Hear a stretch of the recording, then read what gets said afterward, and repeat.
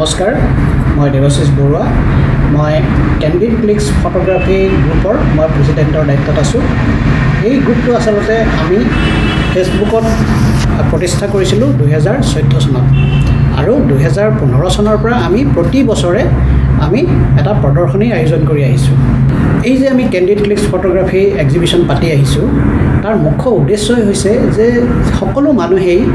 যাৰ ফটোগ্ৰাফিৰ প্ৰতি ইন্টাৰেষ্ট আছে যাৰ আগ্ৰহ আছে সেই সকলো মানুহে ইয়াতে ভাগ ল'ব পাৰে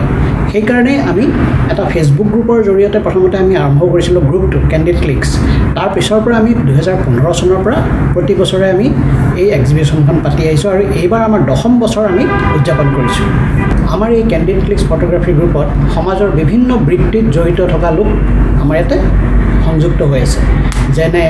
স্কুলীয়া ছাত্ৰ-ছাত্ৰী আছে কলেজৰ ছাত্ৰ-ছাত্ৰী আছে কোনোবা পেছাগত লোক আছে বা কোনোবা গৃহিণী আছে সকলো লোকে আমাৰ জড়িত হৈ আছে আৰু আমি খুব সুন্দৰভাৱে ইয়াতে আমি উদযাপন কৰি আহিব পাৰিছো আমাৰ এই ক্যান্ডিড ক্লিকস ফটোগ্ৰাফি গ্ৰুপ যেটো ফেসবুক গ্ৰুপ অথবা আমাৰ যেটো প্ৰদৰ্শনী পাতো তাত আমি জীৱনৰ দৈনন্দিন জীৱনৰ বিভিন্ন কাম-কাজ বিভিন্ন প্ৰকৃতিৰ ছবি বা তেনেকুৱা আমাৰ জীৱনশৈলী এনেকুৱা ধৰণৰ ফটো লবলৈ আমি যত্ন কৰোঁ ক্যান্ডিড ক্লিকস ফটোগ্ৰাফি গ্ৰুপত আমি পৃথিৱীৰ বিভিন্ন বিষয়ৰ লগত জড়িত দৃশ্য আমি প্ৰতিফলন কৰি হোৱাটো বিচাৰোঁ সেয়ে ধৰি লওক এটা দৈনন্দিন জীৱন যাত্ৰা এটা কৃষকৰ যেটো দৈনন্দিন জীৱন যাত্ৰা বা প্ৰকৃতিৰ বিভিন্ন ৰূপ বিভিন্ন জৈৱ বৈচিত্ৰ্যৰ ৰূপ এনেকুৱা ধৰণৰ ফটো আমি লবলৈ যত্ন কৰোঁ আৰু সেই তেনেকুৱা ফটো আমি প্ৰদৰ্শনীটো আমি আগস্থান দিছোঁ এই 10ম বাৰ্ষিক যি ক্যান্ডিড ক্লিকস ফটোগ্ৰাফি প্ৰদৰ্শনী এইখন আজি গুৱাহাটী আৰ্টিষ্ট গিল্ডৰ কলা ভেটিকাত উন্মোচন কৰে শ্ৰদ্ধাৰ শিল্পী হেমন্ত স্বৰ্গাৰী মহোদয়ে আৰু লগতে ইয়াত এই সভাখনত মুখ্য অতিথি হিচাপে উপস্থিত থাকে অসমৰ এজন বিশিষ্ট ফটোগ্ৰাফাৰ সাগৰ বৰুৱা বা বিদ্যাসাগৰ বৰুৱা বুলি তেওঁ জানে সকলোৱে এই প্ৰদৰ্শনীখন 15 নৱেম্বৰৰ পৰা 18 নৱেম্বৰলৈকে চলিব আৰু দিনৰ 2 বজাৰ পৰা 8 বজালৈকে দৰ্শকে আহি পেলাই ফটোগ্ৰাফি চাব পাৰিব এই প্ৰদৰ্শনীখন সকলো শ্ৰেণীৰ দৰ্শক আহি পেলাই বিনামূলীয়াকৈ চাব পাৰিব এইবাৰৰ প্ৰদৰ্শনীত 65 জন ফটোগ্ৰাফাৰে অংশগ্ৰহণ কৰিছে আৰু তেওঁলোকৰ সৰ্বমুঠ 165 খন ফটো ইয়াতে প্ৰদৰ্শন হৈছে আমাৰ জ্যেষ্ঠ ফটোগ্ৰাফাৰসকল ইয়াতে থাকিব যিকোনো আগ্ৰহী লোকে যিসকলৰ ফটোগ্ৰাফিৰ প্ৰতি জনাৰ আগ্ৰহ আছে তেওঁলোকে আহি আমাৰ ইয়াতে থকা জ্যেষ্ঠ ফটোগ্ৰাফাৰসকলক যিকোনো প্ৰশ্ন সুধিব পাৰিব সেয়ে আমি সকলো লোককে আমি আহ্বান জনাইছো যে তেওঁলোকে আহি আমাৰ এই প্ৰদৰ্শনীখন যাতে অংশগ্ৰহণ কৰে মোৰ নাম বন্দনা বৰদলৈ মই ফটোগ্ৰাফিত জড়িত হৈ থকা হ'ল আজি কেইবছৰো প্ৰথম মই ফেচবুকতে আৰম্ভ কৰিছিলোঁ এটা একাউণ্ট খুলিলোঁ খোলাৰ পিছত ইটোৰ পিছত সিটোকে নতুন গ্ৰুপৰ লগত সংযোজন হ'ল তাৰপিছত নতুন মানুহ লগ পালোঁ তাৰপিছতে ঠিক তেনেকৈ ফটোগ্ৰাফি কৰিবলৈ আৰম্ভ কৰিলোঁ ফটোগ্ৰাফি কৰাটো মোৰ এটা নিচাৰ নিচিনাই হয় মই এগৰাকী গৃহিণী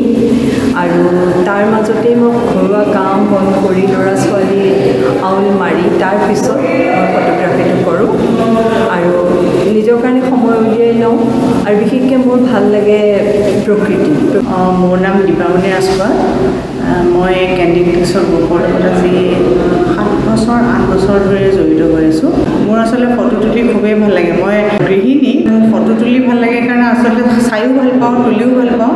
সেইটো কাৰণে মই এই বস্তুটোৰ লগত নিজে জড়িত হৈ গ'লোঁ আৰু কেনেকৈ আচলতে ইমান জড়িত হ'লোঁ মই নিজেও গম নাপাওঁ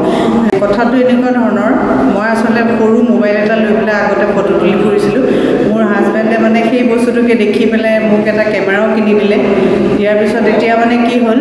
অ'ত কিবা বস্তু খুচৰি ফুৰোঁ সেই ৰাধাৰ মাজতে ক'ৰবাত মোৰ পাকঘৰৰ সন্মুখত এজোপা গছ আছিলে তাতে সৰু পখিলা চৰাই তেনেকুৱা ধৰণৰ পৰিলে মোৰ তুলিবলৈ বিৰাটেই আগ্ৰহ প্ৰথম অৱস্থাত মোৰ কি হ'ল এই তিতা হাতেৰে কেমেৰাটো চুই মোৰ কেমেৰাৰ ওপৰৰ হেৰিখন এৰাই গ'ল তাৰপিছত মই সেই অলপ বেছি আপগ্ৰেড কৰিবলৈ চেষ্টা কৰিলোঁ আৰু ফটোগ্ৰাফিৰ জড়িত মানুহবিলাকৰ লগত কথা বতৰা পাতি বস্তুবোৰ কেনেকৈ অকণমান প্ৰফেশ্যনেল ধৰণে লৈ যাব পাৰি সেই বস্তুটোৰ ওপৰত গুৰুত্ব দিবলৈ শিকিলোঁ তেতিয়াৰ পৰা মই ঘৰতে সীমাবদ্ধ নাৰাখি অকণমান বাহিৰৰ দুনিয়াখনলৈ ওলাই যাবলৈ ল'লোঁ আৰু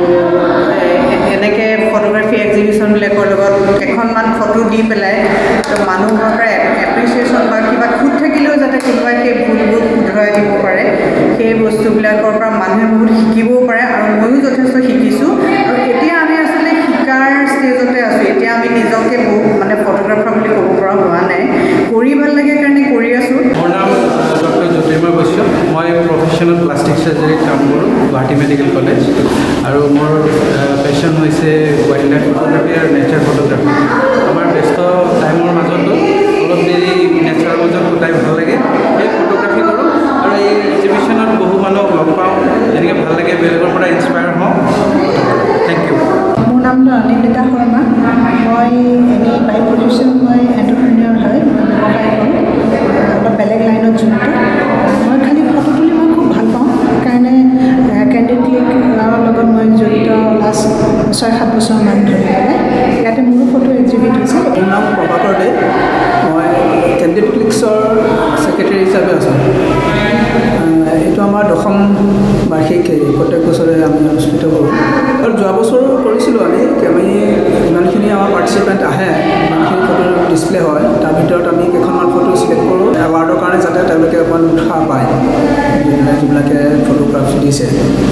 তো এইবাৰ আমি তেনেকৈ 8খন ফটো আমি চিলেক্ট কৰিছোঁ। আমাৰ যোনটো কেণ্ডিড ক্লিকছৰ গ্ৰুপ আছে, তাতে প্ৰত্যেক বছৰে আমাৰ মেম্বাৰ আহি আছে, তেওঁলোকে ফটো দিয়ে। মেম্বাৰ এতিয়া 5000ৰ ওপৰত আছে। এইটো প্ৰত্যেক বছৰে বাঢ়ে, বহুতে নতুনকৈ আহি পেলাই জানো, বহুত নিউ কামাৰ্ছ আছে যিবিলাকে নতুনকৈ